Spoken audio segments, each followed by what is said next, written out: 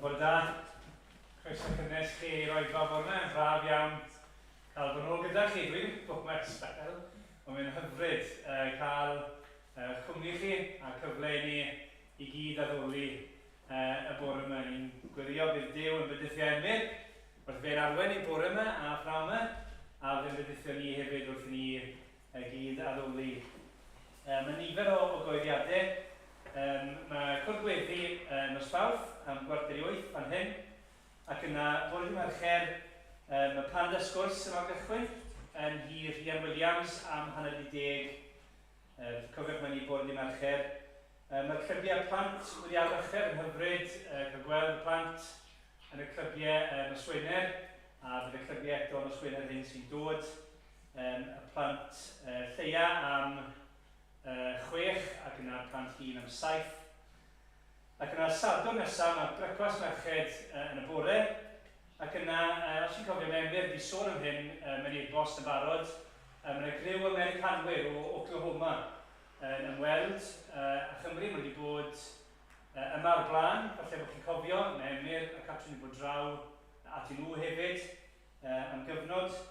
A maen nhw'n wedi bod yn helpu nifer o eglwysi Cymraeg i haith, a maen nhw eisiau dod i weld beth maen nhw'n gwneud i fod yn gymorth pellach. Felly maen nhw'n cyrraedd i Sadwrn nesaf, os ych chi'n gallu bod o gwmpas er mwyn croesawu. Yna, os ych chi'n weld Emyr ar ddiwedd yr oedfa, yn gwerthfawrogi hynny. Ac yna nos Fawrth nesaf, maen nhw'n mynd i fod yn nghyfarfod y Welsh Leadership Forum yn ei ugeinfed o'r mis. A mae'r cyfarfod yna yn ei fod yn Harrier Street yn yr adeilad yn Harrier Street y Cyteis. Felly, nes dim cwrdd-gweddi yn wythnos nos Fawrth, ond byddwn ni yn cyfarfod yn Harrier Street yn lle ni. Dyna'r digwyddiadau gwahanol sy'n mlaen, ac yna mae plaster y mis ar gyfer y mis wedi mynd at waith Union, sef y Coleg Diwynyddol yn Cymru, yn Mhen y Bont. A ni'n gobeithio bydd y rhodd i ni'n rhoi ar ddiwedd y mis yn gallu mynd at y gwaith sy'n gyda'n o'r gwaith. Ni'n gobeithio creu y canolfan ymchwil Gymraeg yn y Coleg Diwynyddol a sefydlu rhwydwaith plannu eglwysi Cymraeg fel rhan o'r gwaith yn y Coleg Diwynyddol yn Union.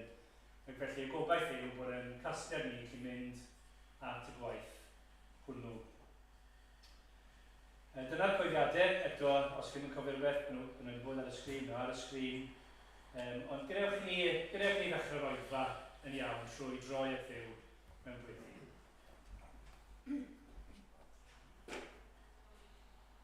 O arglwydd Dduw, mor fawr yw ein braint ni y bore yma, o gael dod ger bron y Duw sydd wedi creu bob peth, sydd yn cynnal bob peth, ac un dydd fydd yn dwy'n pob peth i ben. A ni'n dod at dri sydd â phob peth yn ddwylo di. Ac arglwydd ni'n gwybod bod hynny'n ddigon o fraint ar ben hun, bod ni'n gallu dod at ti. Y Duw tragwyddo, y Duw sanctaidd, y Duw cyfiawn, y Duw holl a lliog. Ac eto bod ni'n gallu dod a galw ti yn dad arno ni. O Dduw, maddau ni bod ni yn gallu bod mor gyndyn i ddod ata ti. A ti mor barod i derbyn ac i wrando arno ni trwy yr arglwydd Iesu Grist. O Dduw, ni diolch i ti y bore amdano fe. Ac o Dduw, ni weddio wrth ni daddoli di bore yma. Dyn ni'n gweld mwy ohono ti, y Duw, y Tad, y Mab a'r Ysbryd Lan. A bod yn cylonyn yn cael ei llenwi gan yr Ysbryd. Yn bod ni yn bobl sydd yn gadael yr oedfa. Yn gallu dweud bod ni wedi clywed air di, bod ni wedi cyfarfod a'n Duw ni, a bod ni wedi profi dy fendith di. O arglwydd, ni wedi gwneud yr hwn, wyt ti wrth y fodd yn gwneud. Gogon i fi, enw dy fab, yr arglwydd Iesu Grist, a bendithio ni, dy bobl di, fel eglwys. A bydde hynny rhod y mawr i ti. Amen. Amen. Diolch Rodri. Wel, mae'r wythnos hon wedi bod yn wythnos hanesyddol. Dim ond un stori sydd wedi bod yn y papurau ac ar y newyddion i gyd. Wrth gwrs, mae'r Woleth, Brenhines Lloegr a sefydlu brenin newydd. A sa eisiau gweud lot, ond fi yn credu fod e'n bwysig i nodi rai pethau sydd eisiau ni gofio ar adeg fel hon. Gyntaf i gyd, mae eisiau ni gofio bod na wahaniaethau barn am y pethau hyn ymysg Cristnogion. Mae rai pobl efo teimladau cryf o blaid ac yn erbyn brenhiniaethau ac yn y blaen. Mae eisiau ni gofio hynny, mae eisiau ni fod yn ofalus o'n gilydd. Mae gair Duw yn glir bod eisiau ni fel Cristnogion i fod yn amyneddgar, i fod yn llawn cariad a gras, ac yn ddoeth, ac yn ofalus o'n gilydd. Felly, mae eisiau ni just cofio hynny yn ein ymwneud ni gyda'n gilydd. Fael beth sydd eisiau ni gofio yw mae pawb yn marw. Falle bod hwnna'n taro chi fel peth od i ddweud, ond dyna un o'r pethau amlwg mae'r achlysur yma yn ein atgoffa ni yw fod pawb yn marw.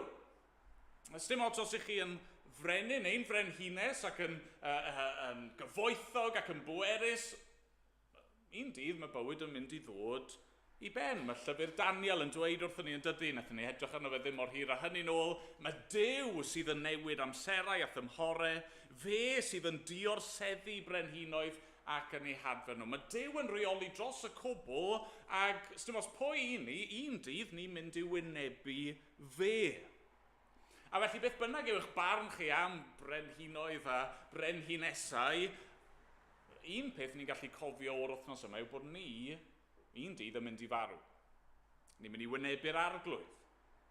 Mae'n ymddangos fel bod y frenhines Elizabeth yn Gristion ac oedd hi yn barod i wynebu Duw a ni'n diolch am hynny.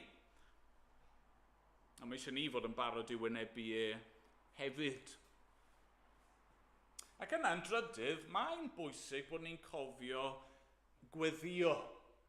Gweddio. Un brenin sydd wir gan y Cristion, sef yr arglwydd ei hun, yn dyfa fe sy'n reoli dros y cwbl. Ond mae wedi dweud wrthyn ni yn ei air bod ni fod i weddio dros brenhinoedd, dros ymerawdwyr, dros y rai sydd mewn awdurdod. Os i ni'n cytuno gyda nhw a'i peidio, os i ni'n hoffi nhw a'i peidio, ni fod i'w hanrydeddu nhw, a ni fod i weddio drostyn nhw. Felly dyna fi eisiau gwneud nawr, just am funud fach, na ni weddio dyn gilydd. Arglwydd ein Duw, i ni yn dod ger dy frond i yn nawr. Brenin, brenhinoedd, arglwydd, arglwyddi. A ni'n diolch, mae ti yw'r un sydd yn teirnasu fod pob dim yn dy law di ac o dan dy awdurdod di.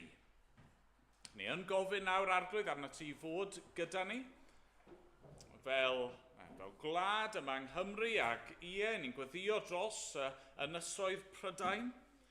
Arglwydd ni'n gweddio yn neud i'n helpu ni fel Cristnogion i fod yn ddoeth ac yn ofalus o'n gilydd.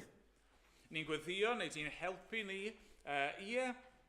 i fod yn barod, i farw. Pob un, bore yma, i fod yn ymwybodol o reality marwolaeth ac o farn o'r hyn sydd i ddod.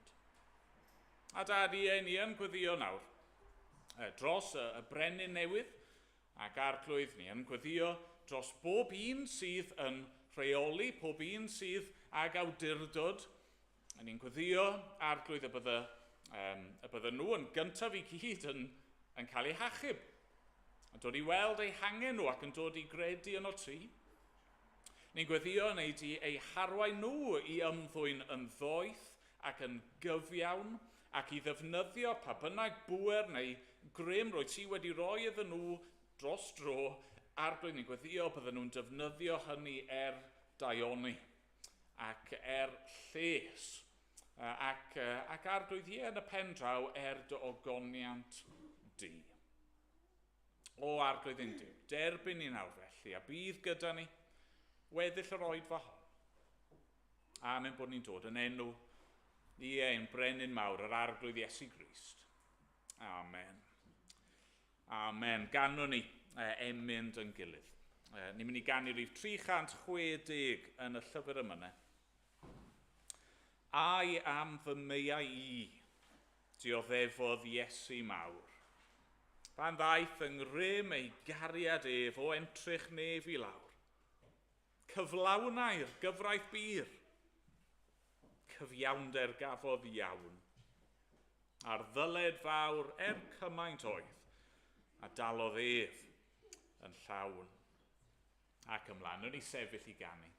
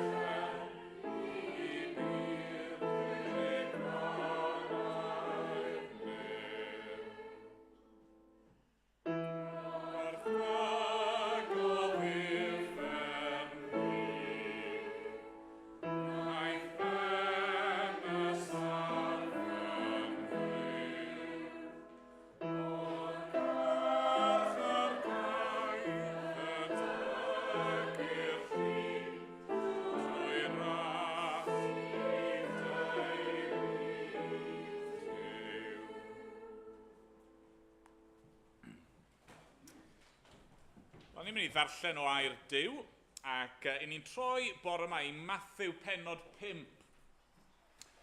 Nawr, dechreuon ni sbel fach yn ôl gweithio'n ffordd drwy'r bregaeth ar y mynydd. Y bregaeth fawr yma, lle ni'n cael falle'r cofnod mwyaf a cliriaf o beth oedd Iesu yn dysgu i bobl.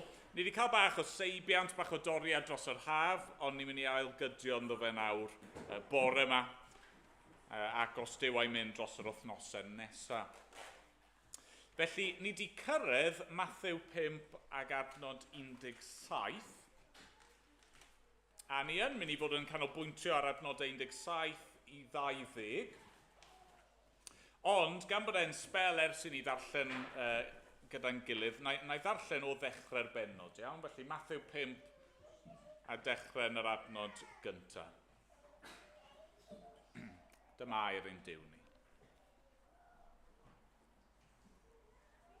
Pan welodd Iesu y tyrfaoedd, aeth i fyny'r mynydd. Ac wedi iddo eistedd i lawr, daeth ei ddisgyblion ato. Dechreuodd ei hanner a'i dysgu fel hyn. Gwyn ei byd y rai sy'n dlodion yn yr ysbryd, oherwydd eiddynt hwy yw teyrnas nefoedd.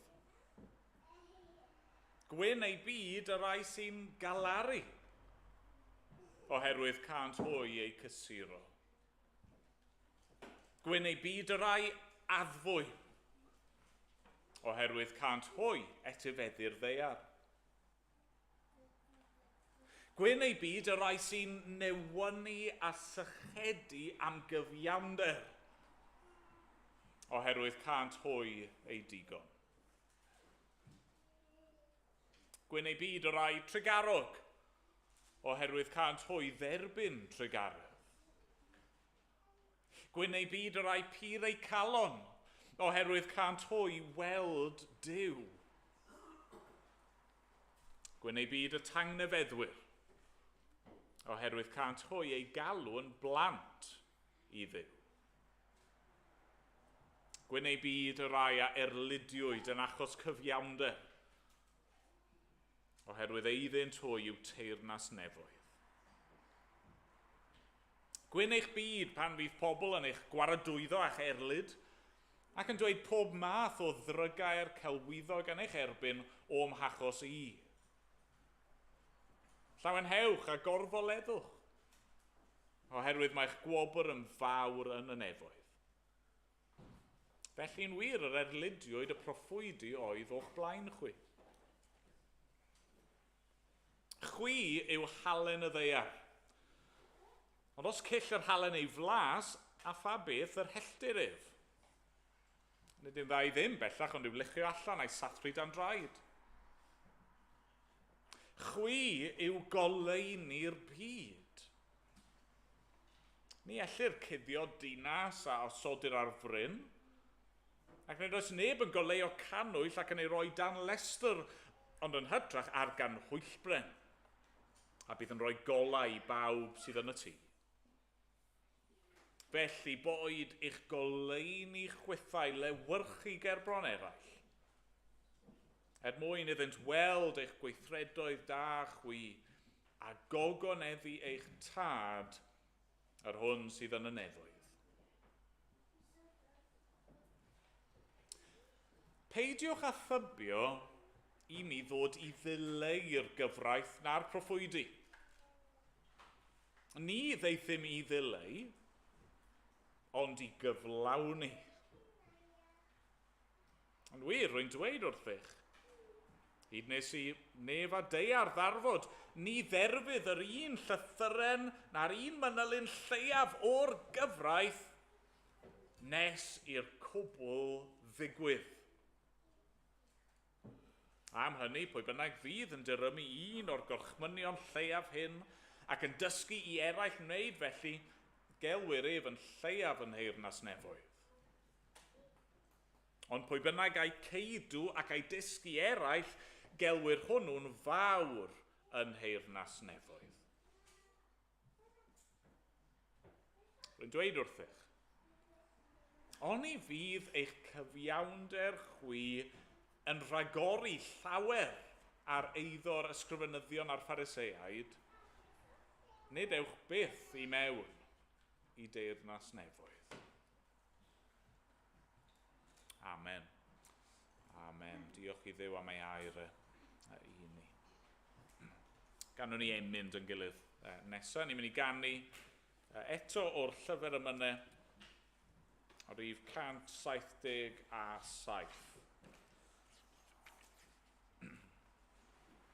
177. Craig yr oesoedd cuddia fi, fy mwyn yr holltwyd di. Boed i rin y dŵr a'r gwaed gynt o ddysglus frew a gaid, fy nglanhau o farwol rym, ac ei ogrwydd pechod llym. Ac ymlaen, yn ei sefyll i ganu.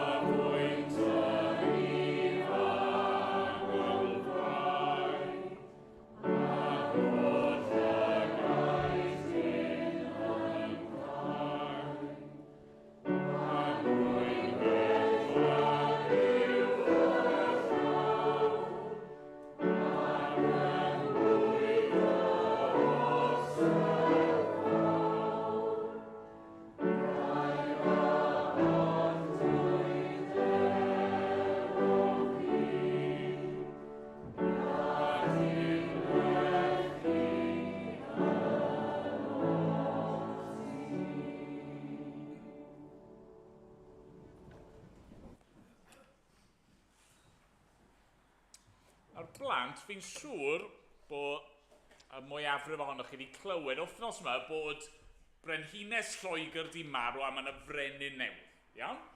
A fi eisiau chi feddwl nawr, right? Tysych chi yn gallu dewis brenin, beth chi'n meddwl bydd yn bwysig i gael mewn brenin? Neu beth byddech chi'n hoffi fod yn wir am frenin? Cwestiwn bach yn anodd falle. Eisiau chi feddwl, be byddech chi'n hoffi, os ych chi'n gallu dewis, be byddech chi'n hoffi neu meddwl byddech chi'n da i fod yn wir am frenin? Reit, pwy sy'n gallu helpu fi? Sy'n dod i'r meddwl?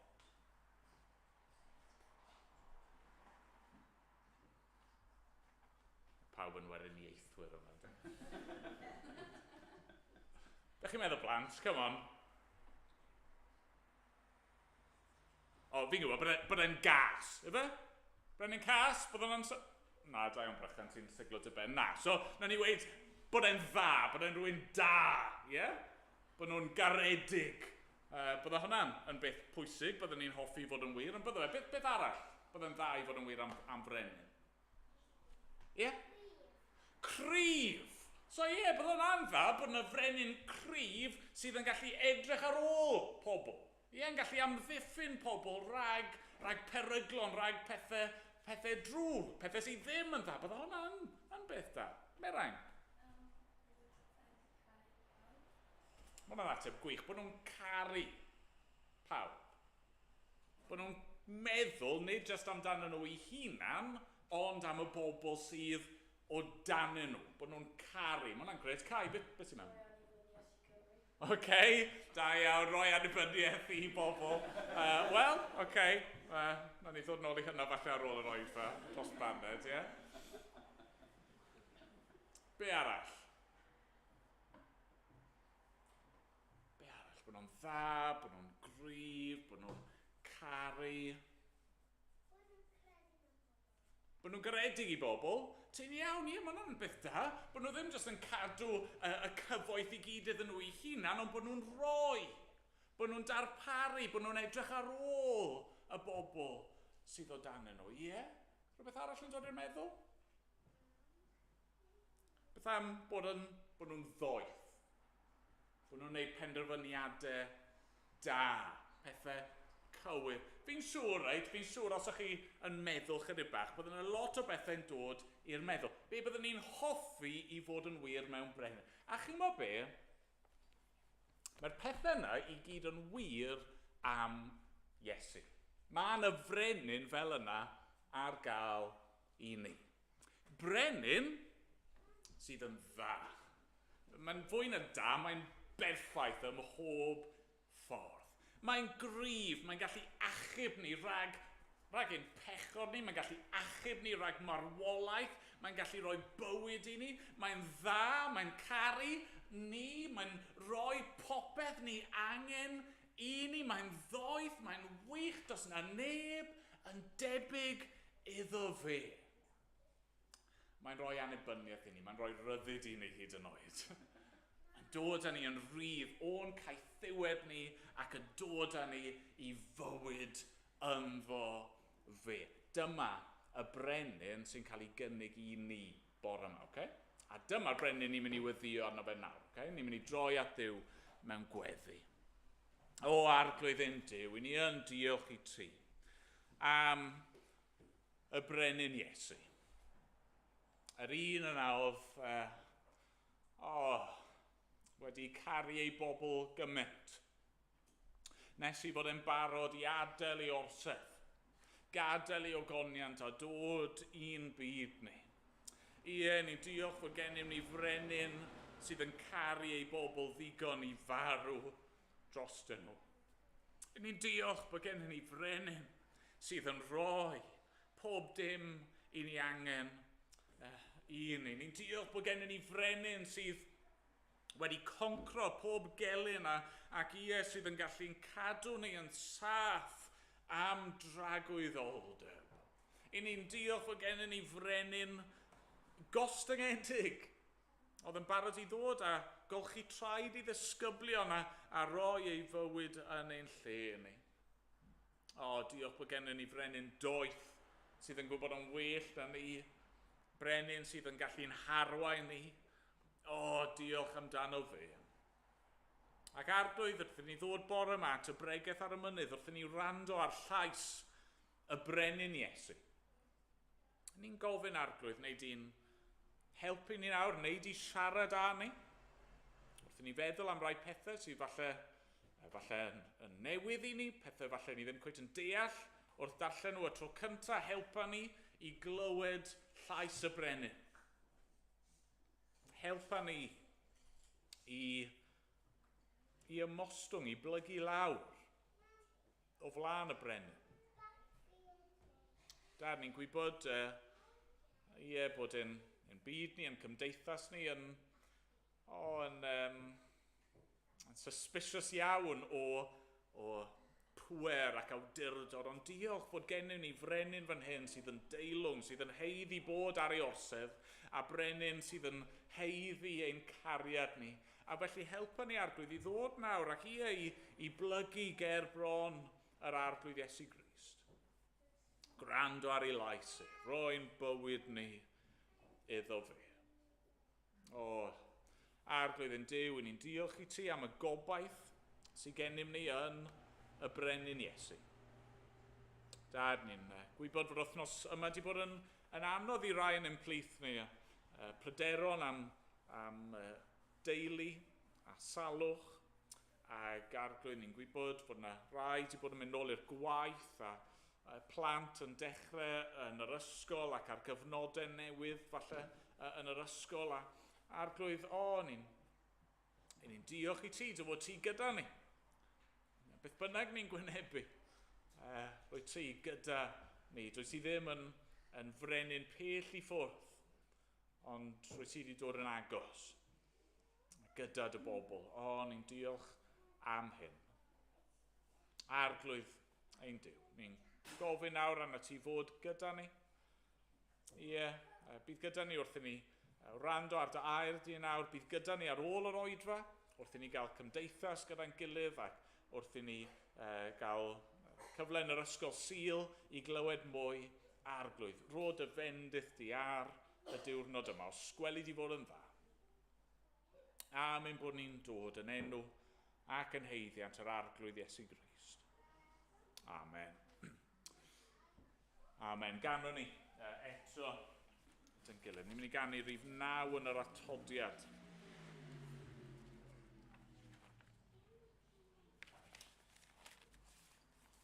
Datguddia i mi'n gyson y groes ar Galfari. Y man lle rwy ti'n canmol dy gariad ata fi. Datguddia i mi'n araf i lygad gwan fy ffydd. Yr hoelion a'i trywanodd y rhai am gwnaeth yn rhydd. Ac ymlaen o'n i sefyll i ganu. Amen.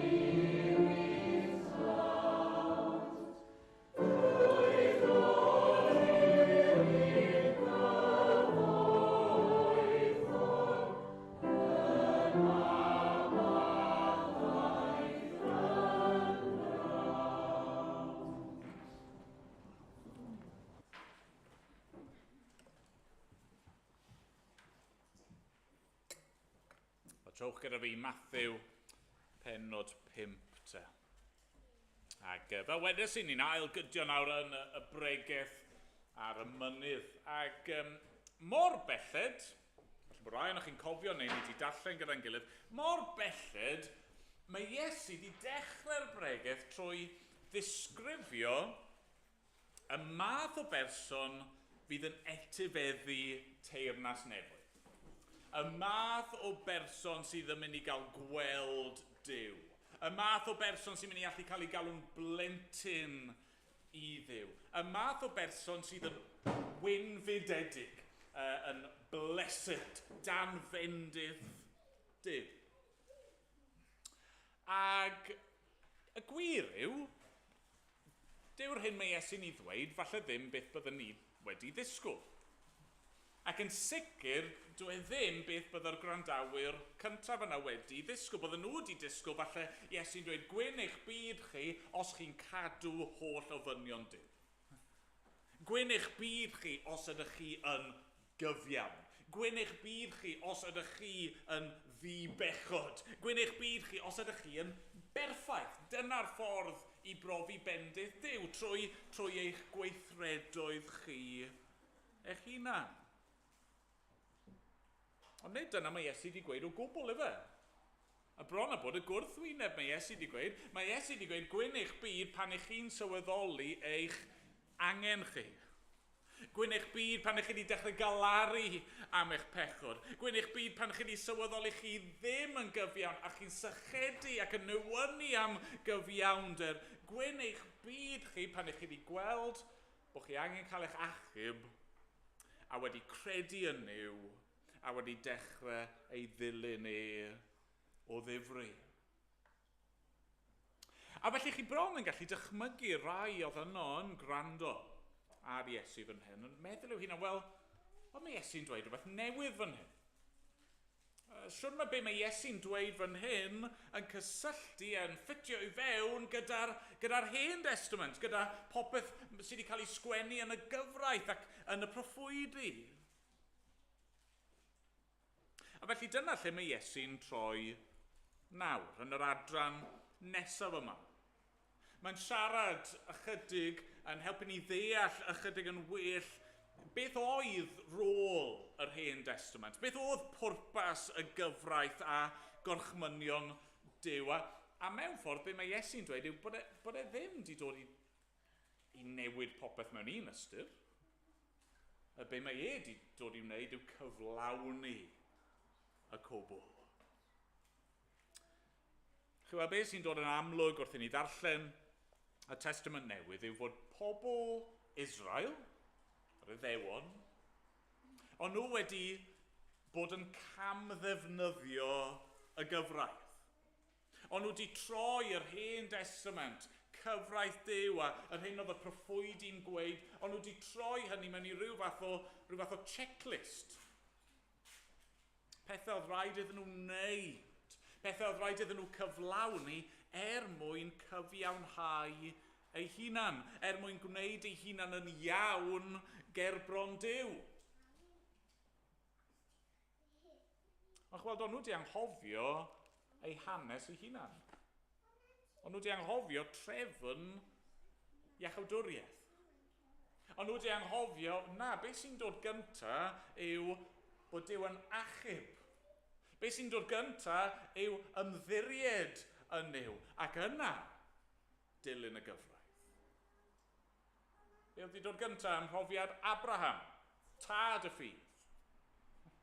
Wel, gafodd ei achub. Nath Duw ddim roi'r gyfraith tan canrifoedd wedyn.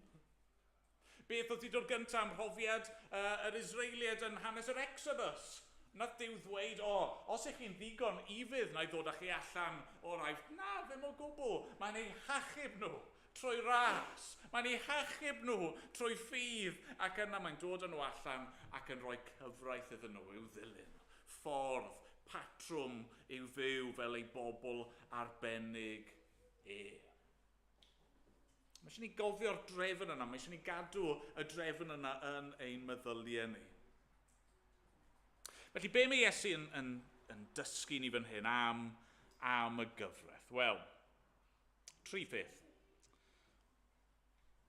Gynta i gyd, mae y gyfraith yn dangos i ni beth rydyn ni wedi methu i wneud. Na un rôl sydd gan y gyfraith. Dangos i ni beth i ni wedi methu i gyflawni. Nawr, pan chi'n siarad am y gyfraith, mae'r term yna'n gallu cyfeirio at nifer o bethau gwahanol. Mae'n gallu cyfeirio at y deg orchymyn. Mae'n gallu cyfeirio yn ehangach wedyn at y reolau seremoniol sydd oedd y bobl fod i addoli yn y demo. Mae'n gallu cyfeirio at cyfraith gwlad Israel pan o'n nhw'n byw yng ngwlad yr Addewid. Neu mae'n gallu cyfeirio at 5 llyfr Moses, 5 llyfr cynta'r Hen Testament. A be mae Iesu'n pwysleisio fan hyn yw bod e ddim yn dweud nawr fod y pethau yna ddim yn bwysig. Na, ddim o gwbl. Ddim o gwbl. Drychwch ar adnod 18. Yn wir rwy'n dweud wrthych, hyd nes i nef a deiar ddarfod, ni dderfydd yr un llythyren, na'r un mynylyn lleiaf o'r gyfraith nes i'r cwbl ddigwydd. Ymi neu dileu y gyfraith, mae Iesu'n gweud mae'r gyfraith yn mynd i sefyll nes bod e'n cael ei chyflawni. Wel, pam bod Duw wedi roi'r gyfraith i'w bobl? Wel, oedd wedi roi'r gyfraith iddyn nhw i ddangos iddyn nhw sut o'n nhw fod i fyw nawr. Oedd wedi roi'r gyfraith yma iddyn nhw mwyn dangos ei gymeriad e, dangos ei sancteiddrwydd e, dangos ei byrdeb e, dangos fod e yn poeni sut i ni'n byw fel pobl, dangos beth oedd e'n disgwyl gennym ni fel pobl. Pan ydych chi'n darllen y gyfraith, beth chi'n gweld mewn ffordd yw safon perffaith Duw. Beth chi'n gweld fyna yw'r llinyn mesur. Pan chi'n mynd i ffair a mae'n dweud, mae rhaid i chi fod yr taldra yma i fynd ar y reid yma. Ac os chi ddim yn mesur lan i hynny, chi'n methu mynd ar y reid. Mae cyfraith Duw fel petai'n dweud, os chi eisiau dod ato fi a bod mewn perthynas llawn a chywir gyda fi, dyma'r safon. Fi yn Dduw perffaith, mae'n rhaid i chi fod yn bobl perffaith. A felly un o'r pethau amlyca mae'r gyfraith yn dangos yw bod ni wedi methu.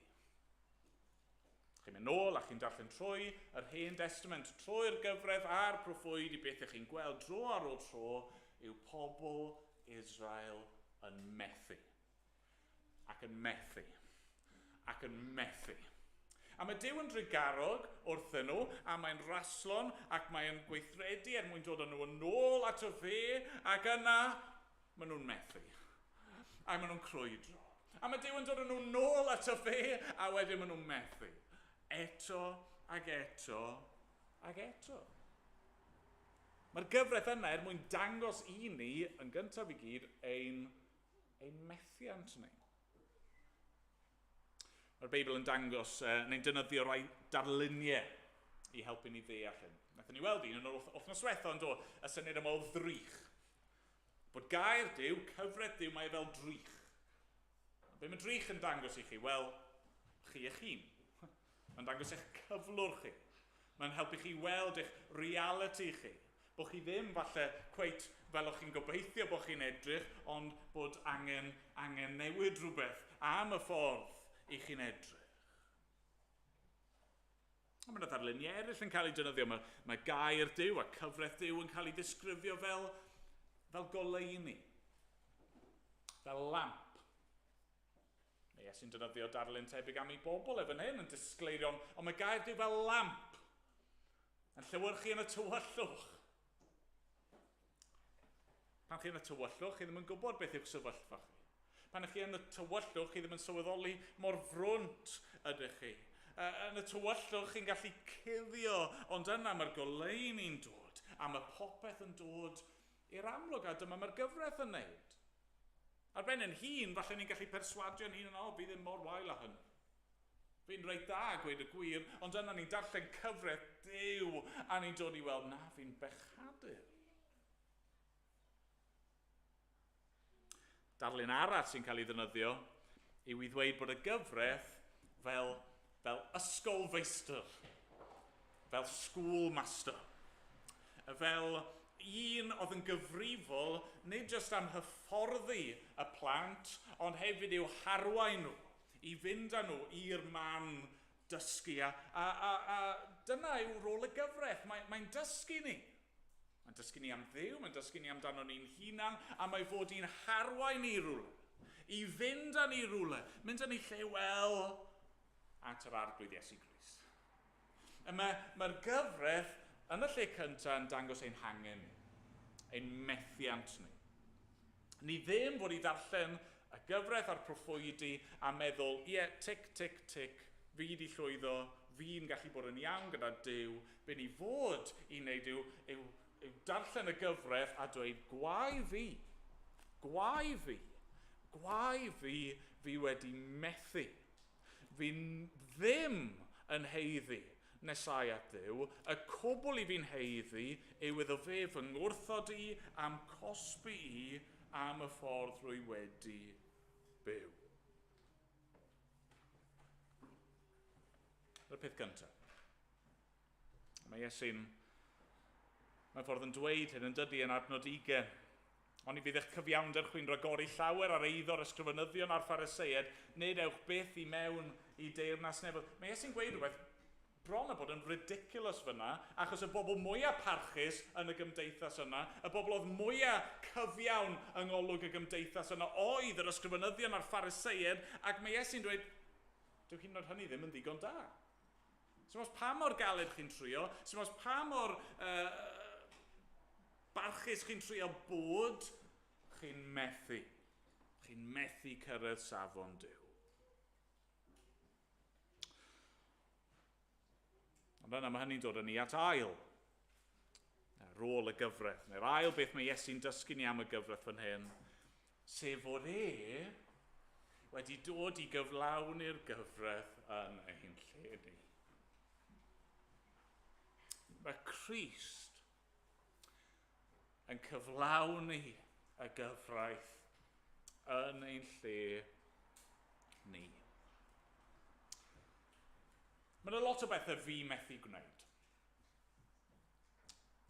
A pan chi'n ffindo rhywbeth chi'n methu gwneud, be ddylsych chi'n wneud? Wel, gofyn am help, yn dyfa. Os ni'n onest fel arfer, ni ddim yn hoffi gofyn am help, ydyn ni? Mae rhywbeth amdano ni fel pobl ni eisiau gwneud pethau drosto ni yn hunan. Ni ddim yn hoffi cyfaddau bod ni yn methu ac yn wan ac yn ddiymadferth ac yn failures. Ni eisiau gwneud pethau drosto ni'n hun, ond fan hyn, os ydyn ni wedi methu cadw'r gyfraith, os mae beth i ni'n ei heiddi nawr yw melltith y gyfraith, a dyna sy'n dod drosodd yn yr Hen Testament, yn y gyfraith a'r proffwydi, pan ych chi'n methu, y cwbl chi'n heiddi yw melltith a cosb Duw. Felly os ni ddim methu, pa obeth sydd gennym ni? Wel, yr unig obeth sydd gyda ni nawr yw bod yna rhywun sydd yn gallu cyflawni'r gyfraith yn ein lle ni. A dyma mae Iesu'n dweud yw'r union beth mae e wedi dod i'w wneud. Adnod 17.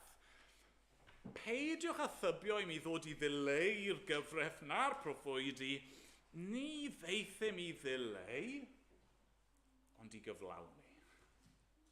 Dyw Iesu ddim yn dweud fan hyn, reit, anghofiwch am y gyfraith. Peidiwch poeni am hynny, mae Duw jyst yn mynd i fadde i chi, jyst yn mynd i anwybyddu e.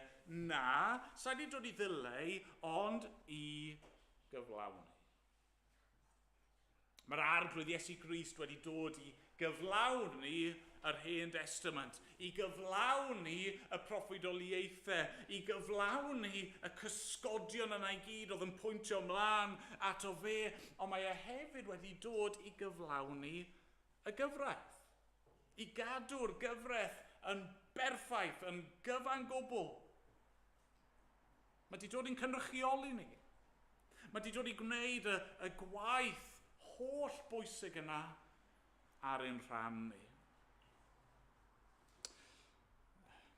Mae rai ohono ni yn edrych ymlaen yn eiddgar i ddiwedd y flwyddyn. Cwpan y byd, pêl-droed. Ac am y tro cyntaf, mae'n amser hir. Mae yna dîm o Gymru, tîm dynion pêl-droed Cymru, yn mynd allan i Qatar a maen nhw yn mynd i chwarae. A mae'n y gyffro yna, yn does? Sa'n gwybod faint ohono ni, wel, fi'n gwybod rai sy'n hoffi pêl-droed, sy'n pleithio, ond sa'n gwybod pa mor ffyst ydych chi, ond mae yna yn sicr cyffro yna, achos fel arfer, os ydych chi yn un sydd yn gwylio pêl-droed ac yn gwylio Cwpan y Byd, ein profiad ni fel arfer yw gwylio gwledydd eraill. Ond mae Lenin wahanol. Y tro yma, mae'n y gyfle i weld tîm sydd yn ein cynrychioli ni. Ni ddim yn mynd i chwarae. Bydd y mwyafrif ohono ni ddim hyd yn oed yn mynd i Qatar, mae yna rai. Ond bydd hyd yn oed rai sy'n mynd i Qatar ddim yn cael ar y cae i chwarae. Ond y pwynt yw, mae'r dynion yna sydd yn mynd, maen nhw yn chwarae drosto ni. Maen nhw'n chwarae yn ein lle ni, ar ein rhan ni. Os maen nhw yn ennill, ni'n ennill. Os maen nhw'n colli, ni sy'n colli. Nawr fi'n gwybod bydd rai yn y pleith ni ddim yn becso rhyw lawer o gwbl. Mae hwnna'n iawn. A mewn un ystyr, does dim ots. Hynny yw, dyw e ddim yn fater o dragwyddo bwys. Siw bynnag mor dda neu wael maen nhw'n gwneud, dyw e ddim, sori Rodri, dyw e ddim yn life or death. Dyw e ddim. Ond mae be ni'n siarad am fan hyn yn. Mae yn matter of life and death. Mae e o dragwyddo bwys. Os i ni wedi methu cadw'r gyfraith, yna yr unig obeth sydd dyn ni yw bod yna rhywun yn cadw e yn ein lle ni. A mae Iesu'n dweud mae dyna, mae e nid yn unig mynd i drio gwneud, a gobeithio am y gorau. Na, dyma mae e wedi dod i'w wneud. A ni'n gwybod bod e wedi llwyddo. Mae wedi cyflawni y cwbl, achos wrth i Iesu farw ar y groes, mae'n dweud gorffennwyd. Ac ar y trydydd dydd, mae'r bedd yn wag. Dyma mae Iesu wedi dod i'w wneud. Byw bywyd perffaith drosto ni. Iesu, yr un yma na erioed bechu. Iesu yr un oedd yn hollol gyfiawn, ym mhob ffordd. Iesu yr un gafodd ei demptio ym mhob ffordd. Iesu yr un nath wynebu pob gwrthwynebiad posib. Pobl yn trial chwilio am ddeie, chwilio am gamgymeriadau, yn trial ffindo rhyw gyhyddiad yn ei erbyn a dod nhw'n methu. Iesu yr un erioed feddwl unrhyw beth o'i le. Yn mynd i'r groes. Diofe. Cael ei gosbi. Yn talu'r pris. Iesu yn cyflwyno ei fywyd perffaith fel aberth drosto ni. Yn cymryd ein melltith ni arno fe ei hun, mwyn i ni gael mynd yn rhydd. Mwyn i Dduw edrych arno chi a fi, a trwy ffydd ein cyhoeddi ni yn gyfiawn. Cyhoeddi ni yn ddiog. Mae'r tad yn edrych ar y Cristion, ac mae e fel petai ni wedi cadw'r gyfraith yn llwyr. O'r dechrau i'r diwedd yn gyfan gwbl. Dyna sy'n cael ei gynnig fan hyn, trwy'r arglwydd Iesu Crist. Mae'n dweud, chi wedi methu, fi wedi dod i gyflawni, a fi'n mynd i roi hynny i chi. Fi'n mynd i roi fy llwyddiant i, roi fy nghyfiawnder i chi. Mae hynny'n dod â ni at trydydd peth, sydd eisiau ni wybod am y gyfraith. Pwynt ola ni bore yma. Yw hyn, ni nawr, yn rhydd i gadw'r gyfraith. Ni'n rhydd i gadw nid llythyren, nid manylion y gyfraith. Ni'n rhydd nawr i gadw ysbryd cyfraith Duw. Wel, mae Iesu fan hyn yn pwysleisio, dyw e ddim wedi dod mwyn dileu y gorffennol, dileu y gyfraith. Mae wedi dod i gyflawni. Ond wrth iddo fe gyflawni, mae Iesu yn dechrau ni ar gyfnod newydd.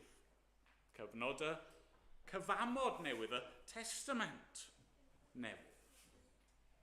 Wel, mae'r ffaith bod Iesu wedi dod, wedi bod yn ifydd, wedi cadw'r gyfraith i gyd, yn newid rai pethau. Nawr, bellach, does dim angen y gyfraith seremoniol. Does dim angen gwybod shwd i aberthu pa anifeiliaid a'r pa ddyddiau, shwd i fynd mewn i'r deml, shwd i trin yr allor a'r canwyllbren a'r holl bethau hynny oedd yn y gyfraith. Pam? Achos cysgodion oedd y pethau yna, oedd yn pwyntio ymlaen i'n achubiaeth ni yn yr arglwydd Iesu Grist, a nawr mae gennym ni iachawdwriaeth ynddo fe. Mae'n newid pellach yn digwydd wrth gwrs hefyd, oherwydd nawr bod Crist wedi dod am y fendith yna'n lledu allan, am yr eglwys nawr yn ymestyn trwy'r byd ac am y pobl o bob llwyth a iaith yn cael ei tynnu i fewn, wel dyw'r gyfraith gwladol bellach ddim yn rheoli ni yn ffurfiol mwyach. Ond, i ni nawr, pobl sydd wedi cael ein hachub, pobl sydd wedi rhoi'n ffydd ni yn yr arglwydd, pobl sydd nawr yn ei ddilyn ni, i ni nawr wedi'n gosod yn rhydd mwyn cadw y gyfraith. Ni wedi cael ein gosod yn rhydd i gadw'r deg orchymyn. Ni wedi cael ein gosod yn rhydd i gadw'r ysbryd yna, yr bwriad yna, oedd tu ôl i'r gyfraith i gyd. Nid mwyn cael ein hachub, nid mwyn ceisio hachub ein hun, ond oherwydd bod yr arglwydd wedi ein hachub ni. A fel wedes i ar y dechrau, felly mewn un ystyr, dwi Iesu ddim yn dweud dim byd newydd, achos dyna oedd yn wir yn yr Hen Testament, oedd yr Israeliad wastad, ond yn cael ei achub trwy ffydd. Ffydd yn yr un oedd wedi ei hachub nhw a'i galw nhw. Ond nawr i ni, yn ei fyddhau i'r arglwydd ac yn byw iddo fe trwy ffydd. Dwchwch eto ar adnod 20. Mae'r adnod yma mewn ffordd yn crynhoi'r cwbl. Rwy'n dweud wrth eich, oni fydd eich cyfiawnder chwi'n rhagori llawer ar eiddo'r ysgrifenyddion a'r Phariseiaid, nid ewch beth i mewn i deyrnas nefoedd. Be mae Iesu'n dweud fyna? Wel, mae'n dweud gyntaf i gyd, chi byth yn mynd i fod yn ddigon da. Oedd y Phariseiaid, yr ysgrifenyddion, y bobl mwyaf serious am y gyfraith, ond nhw ddim yn gallu achub ei hun. Ond ar yr un pryd, mae Iesu'n barod wedi dweud bod yna ffordd i ni fynd i fewn i deyrnas nefoedd, a felly mae'n rhaid rhywsut bod ein cyfiawnder ni yn rhagori ar y bobl hynna. Sut mae'n rhagori arnyn nhw? Wel, trwy yr arglwydd Iesu Grist. A felly nawr, fel Cristnogion, mae angen bod ein bywyd ni rhywsut hyd yn oed yn fwy cyfiawn, yn fwy o ddifri na yr ysgrifenyddion a'r Phariseiaid. A os dyw e'n mynd, ni'n mynd i weld dros yr wythnosau nesaf sut mae hynny'n edrych neu be mae hynny'n golygu. Sut mae'n edrych i gadw nid jyst yr allanolion, ond y gyfraith yn fewnol. Nid jyst sut i ni'n trio edrych ar y tu allan fel bod ni'n gallu tico'r bocsys i gyd, ond yn ein calon bod ni o ddifri yn ceisio dilyn yr arglwydd. Wel, os dyw e'n mynd, dyna lle ddown ni wythnos nesaf, mwyn ei enw. Amen. Amen.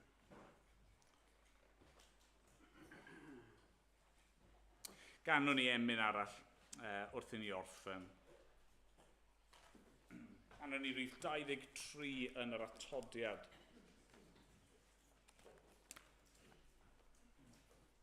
ger bron fy new a'i orsedd gref. Mae gen I fachos llawn di-leaf.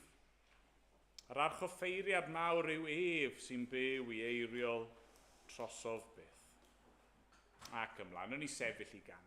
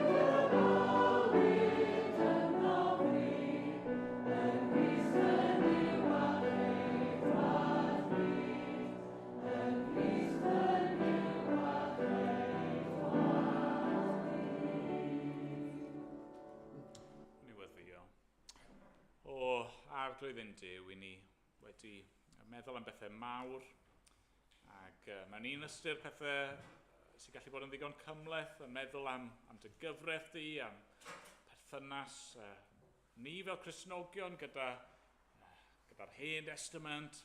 O Arglwydd, helpa ni felly, ro meddyliau clir I ni nawr, helpa ni I gofio ac I ymateb I beth rwy ti wedi ddweud wrthon ni a wedi dangos I ni yn dy air.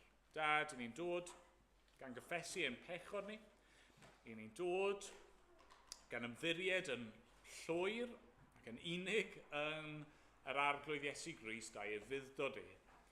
Ac I ni'n dod Arglwydd ac yn gofyn arno ti nawr I weithio yn ein calonau ni, i'n helpu ni I fyw bywydau sydd yn dy blesio di, ac Arglwydd nid jyst yn allanol, ond Arglwydd yn ein calon ni I fyw dy fwyn di. Da, derbyn ni nawr, derbyn yn mawn ni a'n diolch yn enw yr Arglwydd Iesu Grist.